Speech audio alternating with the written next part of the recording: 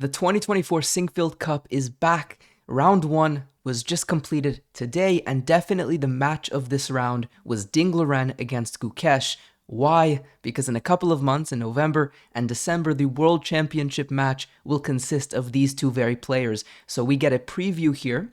Now, it's a very interesting dynamic because neither player really wants to reveal their prep for the Sinquefield Cup. They want to save that, of course, for the World Championship match.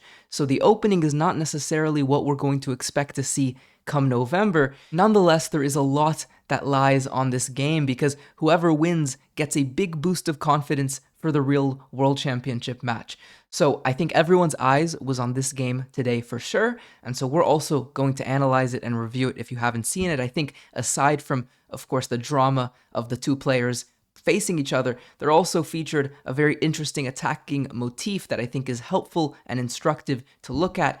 So let's take a look. Now, the Italian opening, again, I don't think this is something we can read into too much for the real match. I think the Italian is something that's likely to appear, but to say that this exact variation will come in the World Championship match, I think is quite unlikely, given, again, the fact that both players do not want to reveal their opening novelties and surprises that they have waiting for their opponent.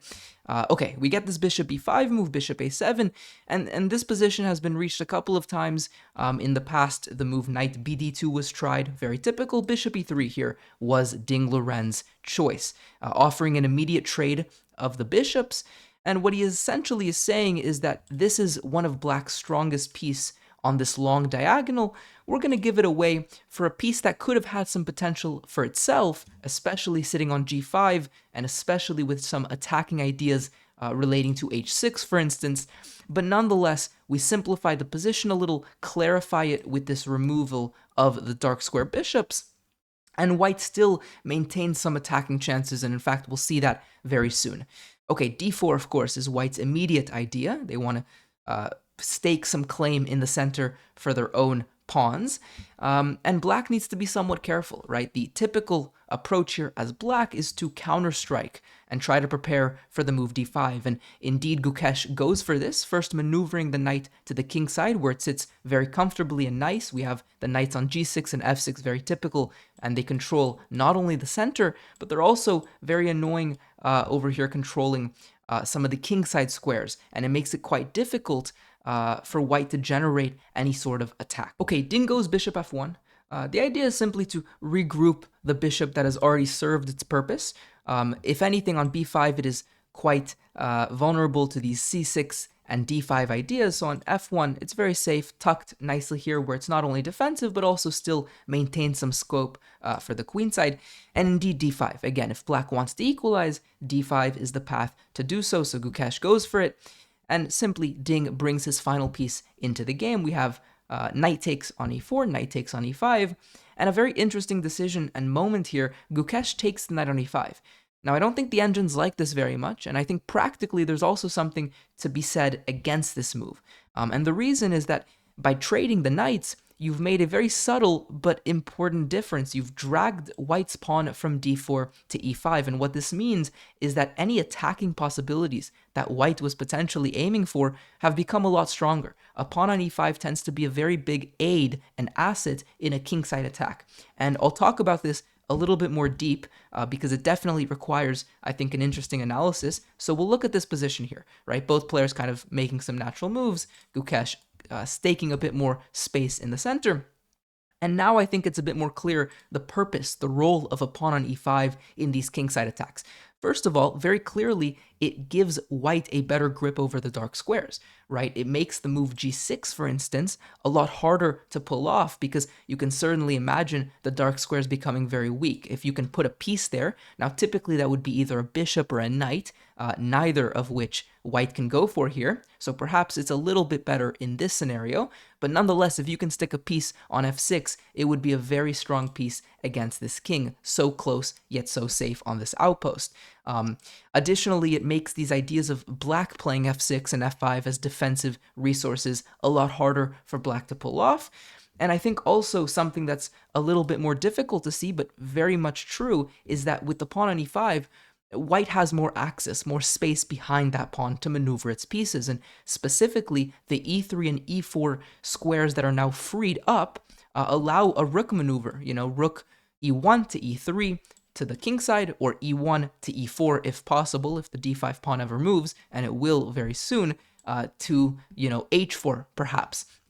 And you can see that just white suddenly has these open opportunities to attack the black king. Now, this is definitely nothing decisive yet, but on the next move, it actually kind of does become decisive. So in this position, what black had to do is recognize the danger with the pawn on e5 and the attacking possibilities, and play one of two moves to combat that. So the first is queen to h4, getting a strong defender onto the king side, and specifically stopping the current threat, which is queen to h6, right? This is white's current idea, to bring another piece and provoke black into playing the move g6, which, as I just mentioned, is a very weakening move, especially with the pawn on e5. So queen to h4 stops any queen h6 business. The second move that the engine also likes, king h8. And this is not so surprising, because again, the idea is simply to stop this queen h6 idea. So Gukesh doesn't play for this. He plays for d4, which otherwise is a very natural move. You want to expand with your space. You want to open up your bishop. And of course, any sort of trade into an endgame will, that could happen after cd, queen d, and queen takes. Any sort of trade like this definitely improves black's chances to draw.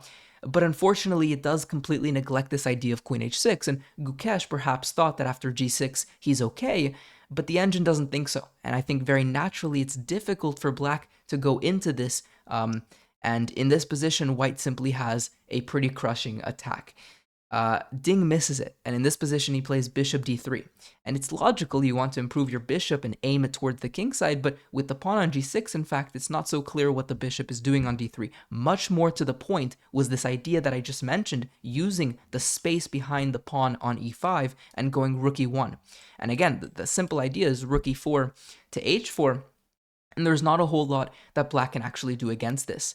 So just to show a couple of lines, if black simply takes on c3, okay, white can take back momentarily. You don't really want to go too quick into this h4 idea, because black will simply take another pawn and they're going to sacrifice the queen and make a new one. So you want to be a little bit careful as white not to give away too much concessions on the queen side, but instead taking on c3 back.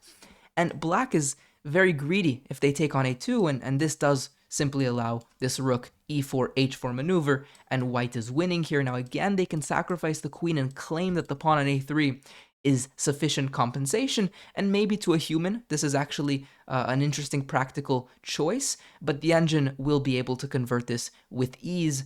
But yeah, this would have actually been quite an interesting way for the game to go. This pawn on a3, it does offer some practical chances, but again, this is definitely not what black had envisioned, giving away the queen so early on and banking on this Hail Mary with the pawn on a3.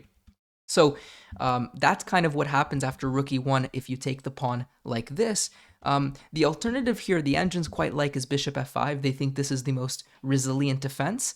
And indeed, white still has some attacking possibilities. It's not very, very easy for black nonetheless. So for example, h4 here is something that is quite strong. Of course, the idea is simply h5 and weakening some of the kingside structure. Another interesting maneuver that the engine likes is this move rook f3. And the purpose may not seem so clear. You're simply staring at a defended piece. But the idea is after rook c8 to go bishop c4, and hey, now we've unlocked sort of a new target. We've switched very quickly from attacking the dark squares and this h-file to attacking sort of f7 and e6 and these light squares. And what is the threat? Let's say black plays a random move. The threat is simply to take and go e6 and completely crash through and open up Gukesh's king here. So white would have had ample attacking possibilities if Ding Liren would have found this rook e1 idea, which I think also is very natural in the sense that, okay, you look at the queen, it's definitely at its max potential. You look at the rook, it's also at its max potential. So you want to bring one of your pieces that is not really in the game. And, in a way, Ding did do this with bishop d3, but it was the wrong piece in this case. So rook e1 was the move, bishop d3 was played, and here black can indeed draw, and he does so with precision. Gukesh plays c4, and the reason that the bishop is also quite awkward on d3, aside from it not being very clear what it's doing against these pawns, is also that it gives this c4 break with tempo, and then d3 comes. And if anything, now black actually has some chances with this protected passed pawn on the d file. Black is the one that potentially is in the driver's seat, and white needs to be careful. And indeed, Ding was careful here, and he calculated a simple way to end the game. And maybe this was the idea, in fact, with playing bishop d3, eventually to just give it away on g6, give away the rook as well, and go for this perpetual check. So the game ended with a peaceful draw, but it wasn't such a peaceful game. I mean, Ding had his chances, and it's interesting to see what this means for the World Championship, because on one hand, Gukesh made a big concession and allowed a very big attacking possibility, but on the other hand, Ding did not find the correct continuation. So I don't know exactly what this means for November and December, but what I do think is quite clear is that we're going to get interesting games. There's going to be good possibilities in the World Championship match, and I think this game here, although it was fairly short and it ended with a draw, it had some possibilities. It had some fire that was hiding under the surface, and I think in the World Championship match, that fire might just get unleashed. So thank you for watching. Subscribe if you're new around here, like this video if you learned something from it, and I'll see you guys next time. Peace out.